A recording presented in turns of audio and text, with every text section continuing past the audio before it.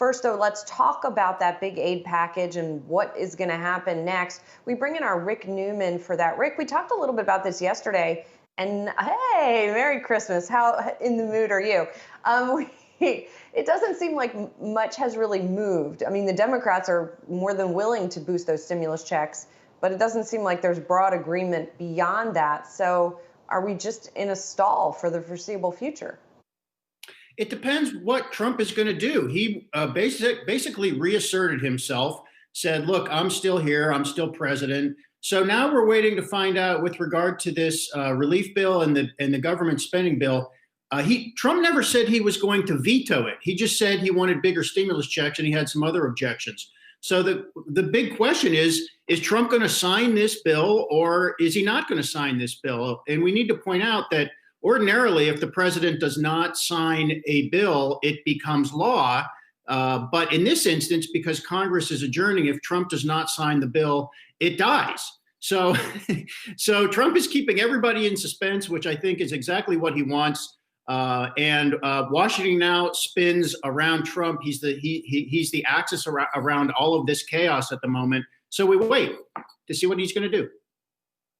Rick, why isn't a $2,000 check? Why isn't that an easy sell with Republicans and Democrats? Why is it giving struggling households more money a good thing? Because the whole relief bill is like a giant Jenga stack. And if you pull out one single measure, then a bunch of other things just come out and the whole thing collapses. So believe it or not, there are some Republicans who are concerned, again, after a while, about rising federal deficits and the national debt.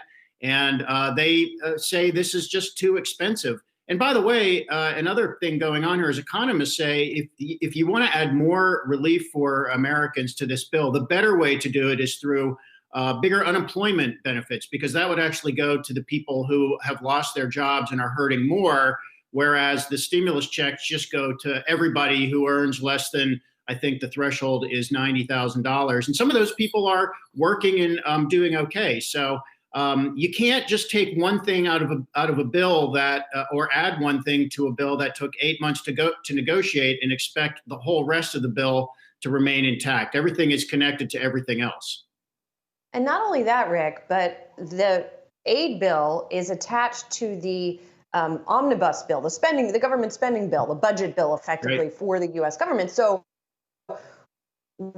we could not only end with people not getting their checks, their aid expiring, we could also end up with the government shutting down, right?